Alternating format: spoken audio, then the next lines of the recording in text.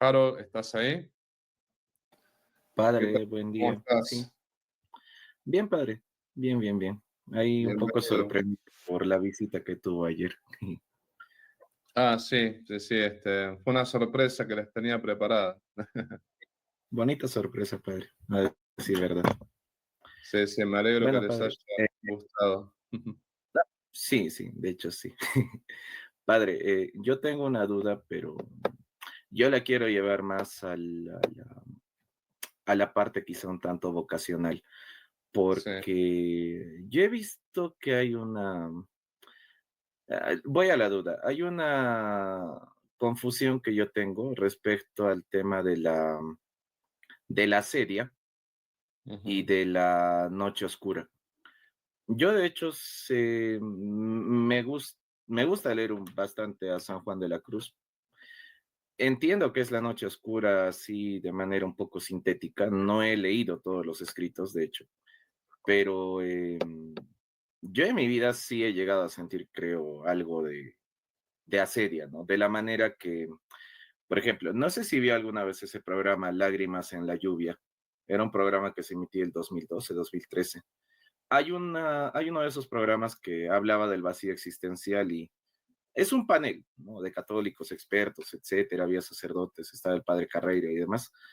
Y yo alguna vez cuando vi ese programa dije, creo que yo tengo un poco de eso, ¿no? De esa sedia. Pero luego cuando me puse a leer un poco de la noche oscura, también dije, "Mm".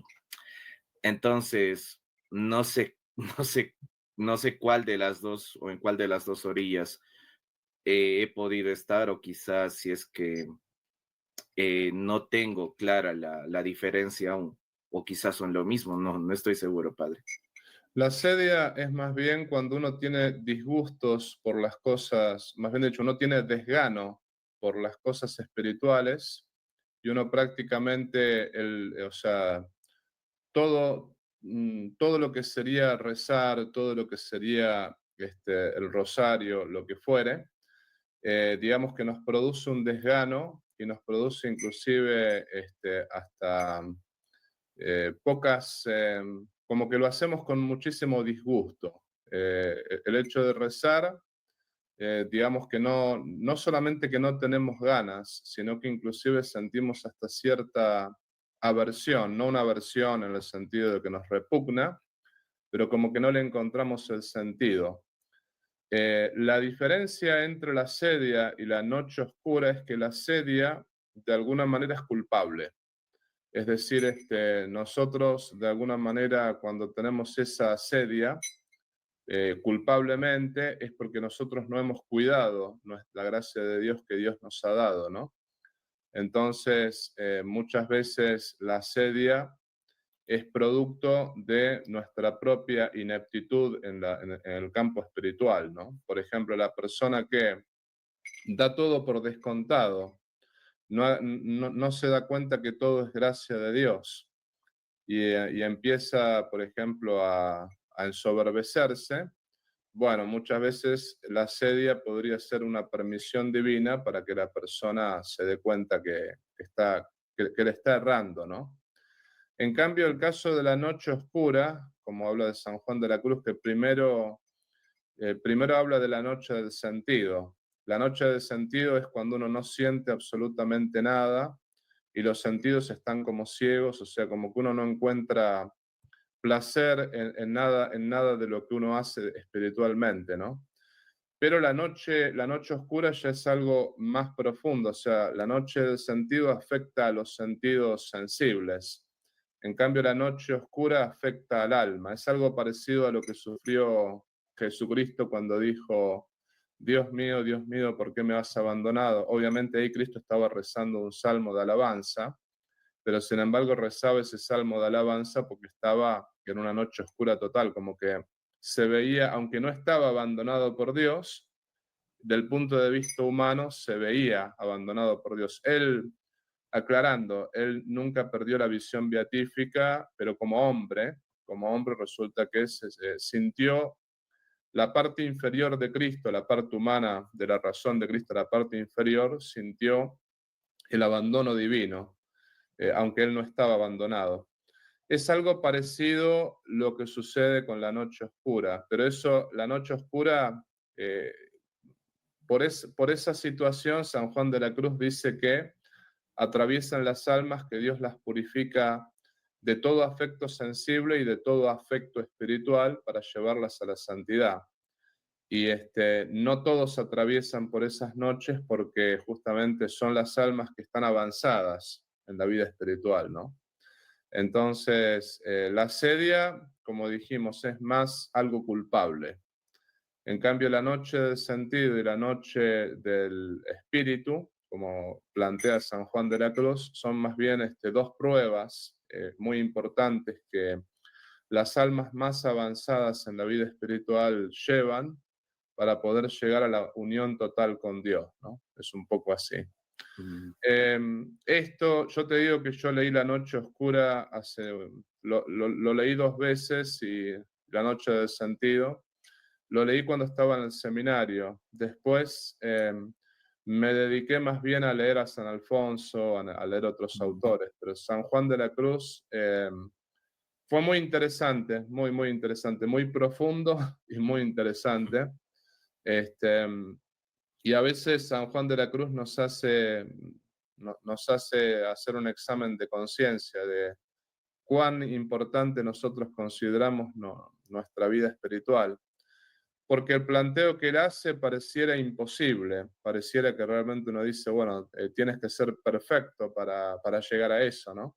Sin embargo, San Juan de la Cruz está en lo correcto, o sea, toda persona que quiera verdaderamente la santidad tiene que estar dispuesto a pasar por esas noches, o sea, por esas noches del sentido y esas noches del espíritu, porque un ejemplo que la gente puede entender acá es cuando vas a visitar a tu abuelito cuando eras niño, ¿no? Visitabas a tu abuelito y tu abuelito te daba dulces y bueno, como que era fácil ir a visitar a tu abuelito. Tu abuelito te quita los dulces y tienes que ir solamente por él. Y después tu abuelito tiene mal carácter y a veces hasta te regaña y tienes que ir todavía con más, vas con menos ganas, pero si vas es porque lo haces por amor total a tu abuelito, ¿no?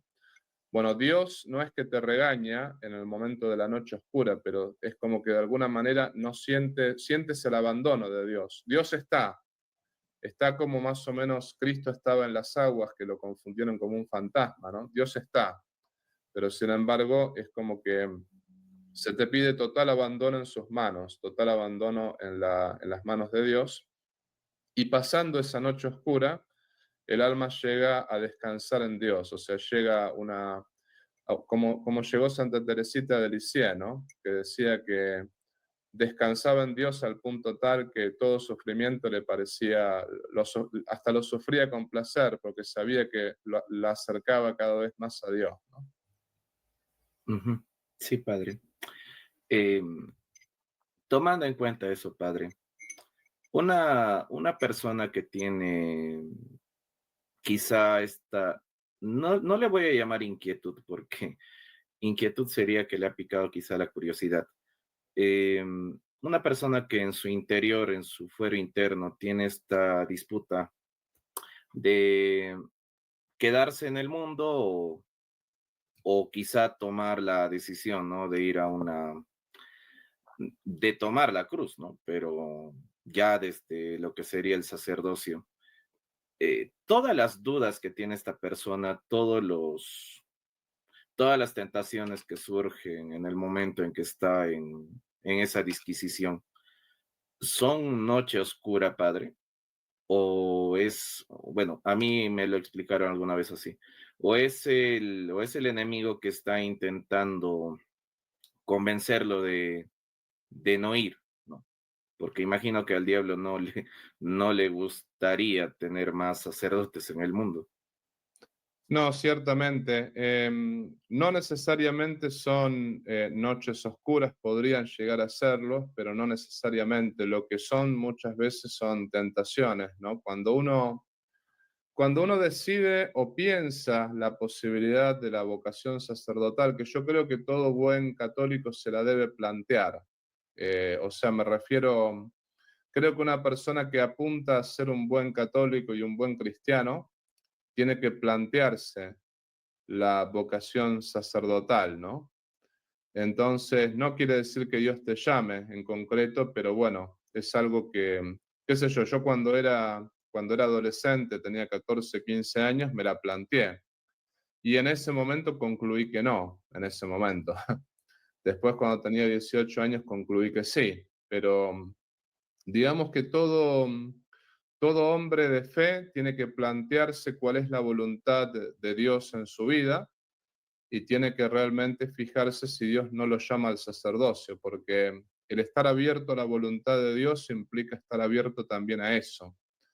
Ahora, una vez que uno está planteándose ese tema y por ahí la persona tiene vocación sacerdotal, el demonio no quiere más sacerdotes, porque el demonio justamente lo que sabe es que los sacerdotes son aquellos que le arrebatan almas en primer lugar, son aquellos que absuelven en el sacramento de la confesión, aquellos que, digamos, no solamente que absuelven, sino que celebran el santo sacrificio de la misa. Cristo se hace presente con su sangre, cuerpo, alma y divinidad, que derrama gracias inmensas, no solamente en la iglesia donde está, sino en el mundo entero, ¿no?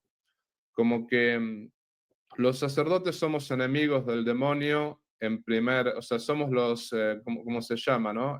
Aunque somos muy indignos de nuestra vocación sacerdotal y a veces somos más pecadores que los laicos, sin embargo, somos los que estamos en la primera línea del campo de batalla, ¿no? O sea, es como, acá se los compara con los Marines, los que están acá en Estados Unidos, pero los Marines son, hay una parte, infantry, la infantería de Marina, son la carne de cañón, los primeros que van o sea, los primeros que van al ataque, ¿no? La primera línea.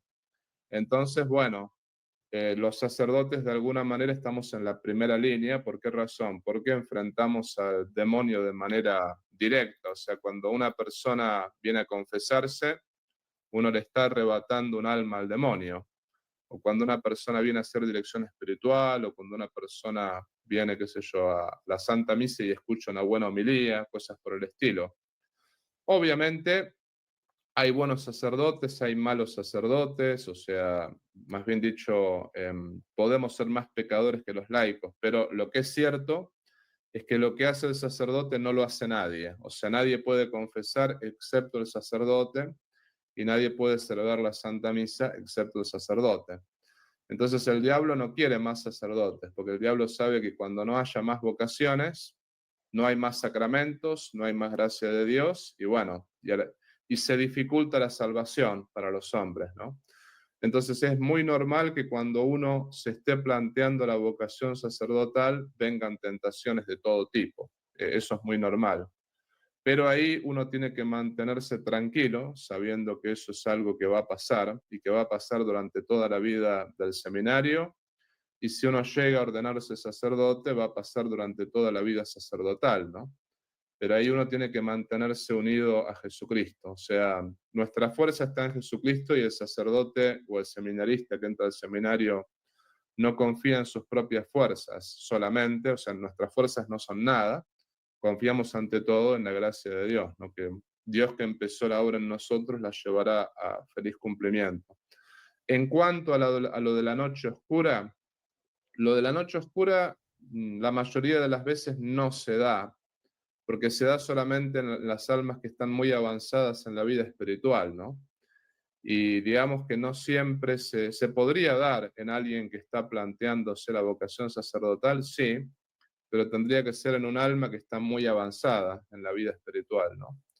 Entonces, podría ser, pero en la mayoría de los casos no lo es, porque Dios no necesariamente nos llama por estar avanzados. Hay veces, yo cuando Dios me llamó a mí, apenas iba a misa y apenas me acordaba de confesarme, o sea, es como que yo no estaba para nada avanzado en la vida espiritual y no sé si estoy avanzado ahora, no tengo ni idea de eso, pero en ese momento yo era un joven normal, o sea, católico, más o menos practicante, pero bueno, hasta por ahí nomás, misa dominical, confesión una vez cada 2 meses, y ese era rosario cada tanto, bueno, esa era mi práctica de la fe, ¿no?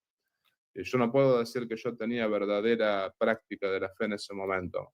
La tenía por mi familia, pero hasta cierto punto.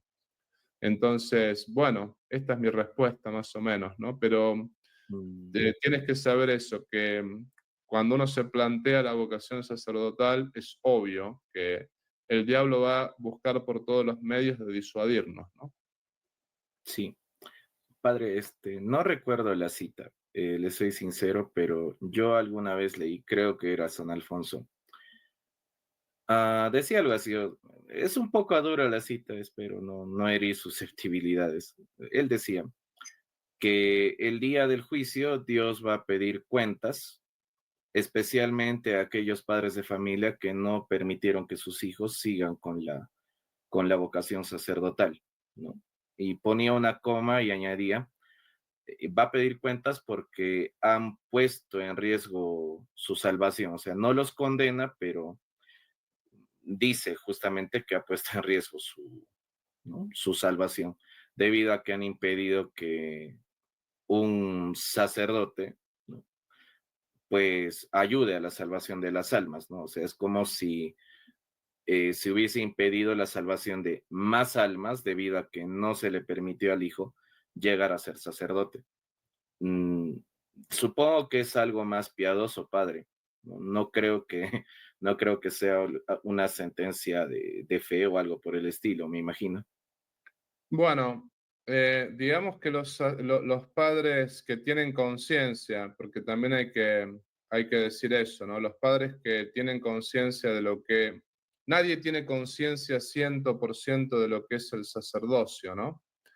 Pero los padres que tienen un poquito de conciencia de lo que es el sacerdocio y se oponen a la vocación sacerdotal del hijo, aún así, podría llegar a ser una falta muy grave, porque están impidiendo que, por ejemplo, que haya más confesiones, que haya más almas que se salven, ¿no? Que haya más sacrificio, más bien dicho, que se actualice el santo sacrificio de Cristo en la cruz en la Santa Misa. Qué sé yo, ningún padre renunciaría a, digamos, suponte que, qué sé yo, que, digamos, vamos a poner el ejemplo de una mujer, ¿no? De una mujer que se casa con un rey o que se casa con una persona poderosísima. ¿Cuántos padres están, digamos, se salen de la vaina, como decimos en Argentina, están súper entusiasmados por ser el yerno de, qué sé yo, del rey de Inglaterra o qué sé yo, o de la reina, o pensemos, no sé, en personas poderosísimas como podría ser el presidente de los Estados Unidos, como podría ser, no sé, hay gente que ambiciona que uno de sus hijos tenga a alguien así como esposo, ¿no? O una de sus hijas, o un hijo se case con una mujer de cierta clase, ¿no?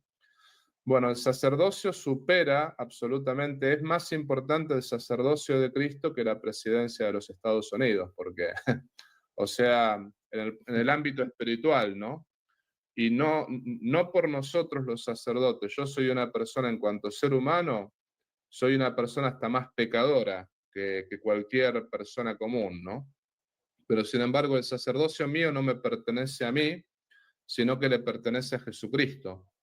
Y lo que hay que decir es que renunciar a un hijo sacerdote es renunciar a tener otro Cristo en la familia, porque Cristo actúa a través de ese hijo sacerdote, ¿no? De vuelta, cuando el sacerdote celebra la Santa Misa, es Cristo quien celebra la Santa Misa a través del sacerdote. O cuando, por ejemplo, el sacerdote confiesa, es Cristo quien confiesa a través del sacerdote. Es Cristo quien dice yo te absuelvo, ¿no? Entonces,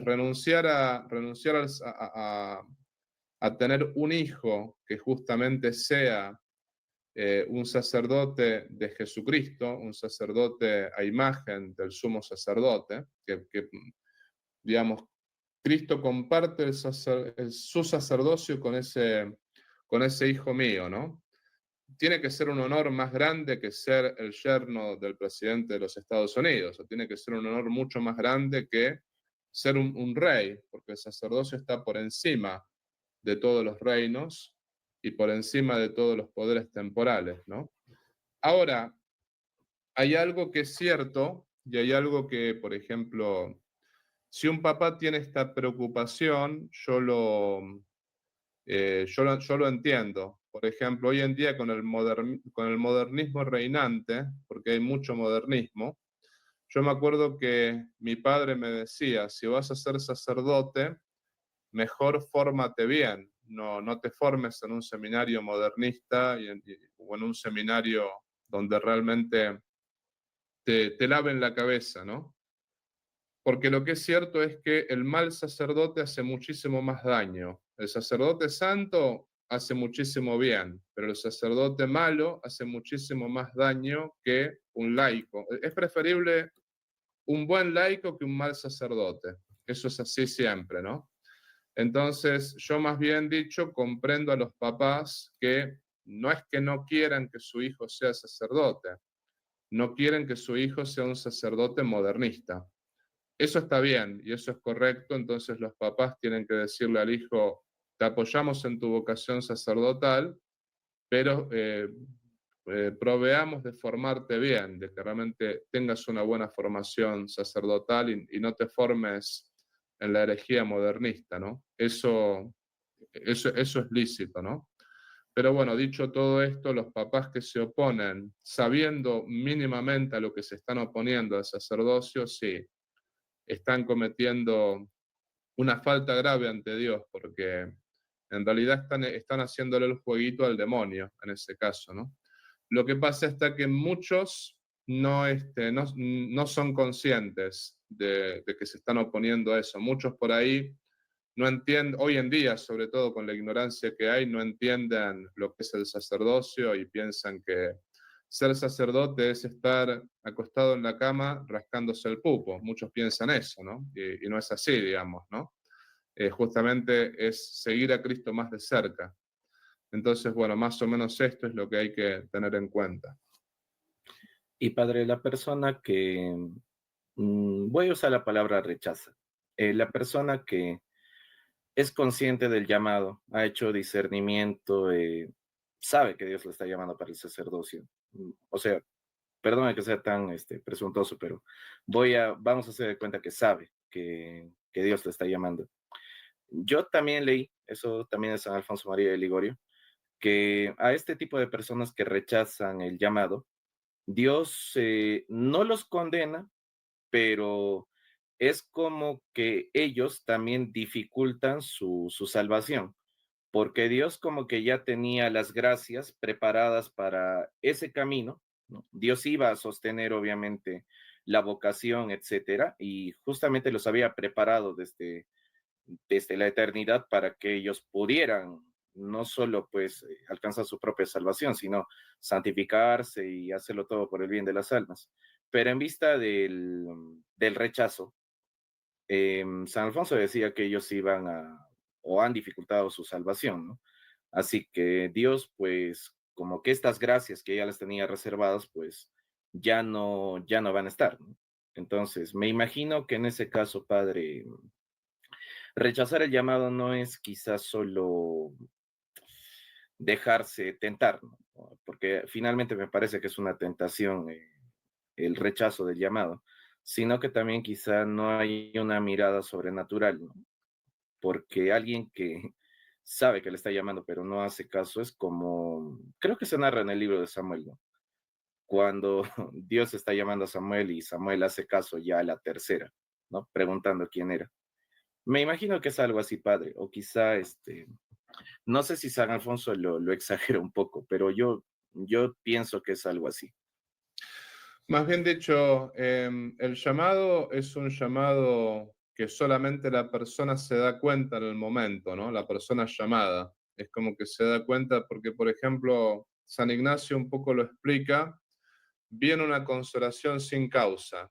Em, yo, por ejemplo, no sé, me acuerdo cuando un poco descubrí un poco el llamado y me acuerdo que de la nada me salió, ¿no? De la nada que yo estaba yo realmente hasta ese momento no había pensado en ser ni sacerdote ni nada de eso, ¿no? Y, o sea, me lo había planteado a los 14, 15 años, pero después hablando con un amigo que yo estaba pensando qué estudiar, yo estaba preparándome para ser un médico, para un examen de medicina, y mi amigo me dice, bueno, pero vos vas a ser médico, ¿no? Y me acuerdo que de la nada, sin pensarlo, dije, no, voy a ser sacerdote. Me salió de la boca, pero de manera... Y en ese momento sentí una paz interior que nunca me dejó, me acuerdo, ¿no? Una paz interior inmensa, ¿no? Y cada vez que yo pensaba en, por ejemplo, no ser sacerdote, me agarraba una desolación interior, ¿no? Era como que, o sea, yo buscaba excusas para no entrar al seminario y siempre Dios me las respondía de alguna manera u otra, ¿no? Entonces, bueno, la persona se da cuenta que está llamado y ciertamente es un llamado, podemos decirlo, que es una invitación, no es una obligación. O sea, la persona podría decir que no, podría decir que no porque, no sé, aquel que no sigue la vocación sacerdotal no peca, ciertamente, porque Dios nos está pidiendo un bien mayor, no nos está pidiendo elegir entre el pecado o la virtud, no es el caso, ¿no? Pero sin embargo, cuando uno dice que no a la vocación sacerdotal, hay que acordarse que, bueno, que uno le está diciendo que no a Dios, en ese sentido, ¿no? Y como lo de San Alfonso es cierto, Dios preparó a la persona para ser sacerdote y resulta que la persona elige otra vocación, que es la vocación matrimonial. Bueno, muy probablemente no sea un buen papá o no sea un buen esposo. No quiere decir que Dios lo abandone, por ahí Dios le da las gracias por misericordia, Dios le da las gracias para poder lidiar con la esposa, con los hijos, pero Dios lo había preparado a esa persona para el sacerdocio. Yo me acuerdo, por ejemplo, casos, yo he hablado con dos hombres que tenían vocación sacerdotal, por ejemplo, y cada vez que van a la misa lloran, por ejemplo, lloran cuando el sacerdote levanta la hostia, lloran porque es como que están casados, tienen hijos, han educado bien a sus hijos, pero no son felices ellos, ¿no? O sea, no son prácticamente sus vidas, ellos mismos lo dicen, sus vidas son muy tristes y el motivo es porque Dios los había preparado para la vocación sacerdotal y resulta que ellos le dijeron que no, pero Dios te pide que sigas esa vocación porque también vas a ser feliz de esa manera y vas a hacer a otros feliz de esa manera también, ¿no? Ahora bien, conversando con ellos, lo que hay que dejarles claro es, no pecaron al no seguir la vocación sacerdotal. Simplemente le dijeron que no a Dios, lo cual no deja de ser menor, pero le dijeron que no a Dios en una invitación, o sea, Dios les pidió más de lo que ellos estaban dando, ¿no? Dios les dijo, bueno, me estás dando 100, te estoy pidiendo 150, o te estoy pidiendo 200. Y ellos no dieron eso de más que Dios pedía, ¿no? Y bueno, ahora tienen que tratar de santificarse y cargar sus cruces en la vocación que se encuentran, pero sin embargo recordando que, bueno, uno siempre se puede arrepentir, uno puede siempre pedirle perdón a Dios y uno puede tratar de hacer las cosas lo mejor posible aquí y ahora, ¿no? Pero ciertamente que lo que hay que recordar es cuando Dios nos pide una vocación, es para la felicidad nuestra y la felicidad de las personas que nos rodean. Un sacerdote es feliz él haciendo la voluntad de Dios y hace felices a las almas que salva, que convierte, a las personas que confiesan, ¿no? Entonces justamente es una vocación de amor como también es una vocación de amor el matrimonio. Ese es el asunto, ¿no? Y cada uno tiene que descubrir cuál es la vocación a la cual Dios nos llama. Pero sí, decirle que no a Dios es incorrecto. No es que sea pecado, pero es incorrecto porque es creerse más sabio que Dios, ¿no? Es más o menos, y con esto termino la idea, estás jugando a la lotería y alguien que sabe, que tú sabes perfectamente que ganó la lotería todas las veces, te dice, juégate estos números y tú te juegas los números que quieres. y bueno, con tus números no te sacas la lotería, en cambio con los números que te dice esta persona sí, porque siempre la gana. Así que, bueno, Dios te está diciendo exactamente cómo vas a ser feliz tú y cómo van a ser feliz otros. Y de esa manera, siguiendo su voluntad, vamos a hacer todo bien. No siguiéndola, no necesariamente pecamos, pero nos equivocamos, ¿no? Ese es el punto. Padre, lo último, es más curiosidad. ¿Es cierto que cuando alguien ya recibe el orden sacerdotal, la primera confesión es a su papá? Y que también, esta tradición creo que sí es cierta, ¿no? De que a la mamá se le une las manos de esta manera y se tiene creo que es la estola, ¿no? Creo que tiene la estola allí, sujeta. Tiene sujeta las manos con la estola. ¿Es cierto, padre? Bueno, no ocurrió conmigo eso, ¿no? Pero sí ocurre en algunos lugares, ¿no? Y ocurre sobre todo, por ejemplo, en lugares del rito tradicional. Eso sí Mm, ocurre, que justamente esa es la señal de que la mamá dio a luz a un hijo sacerdote que es otro Cristo, ¿no? mm, Y después, por otra parte, la confesión ahí es complicado, o sea, ahí dependerá del papá o de la mamá si se quieren confesar con su hijo. Eso dependerá, ¿no? sí. Porque al menos, por ejemplo, mi papá nunca se confesó conmigo y lo cual yo nunca le ofrecí confesarse, porque justamente puede llegar a dar vergüenza, por más que uno puede tener visión sobrenatural y decir, bueno, ahí está Jesucristo, no está mi hijo, es totalmente, digamos, lícito, ¿no? Uno dice, yo veo a Cristo, no veo a mi hijo, eso es así. Lo que pasa está que, bueno, es muy difícil a veces no ver la parte humana, ¿no? Entonces, por ese lado, los papás que les dé vergüenza confesarse con su hijo no están obligados, eso no están obligados, ¿no?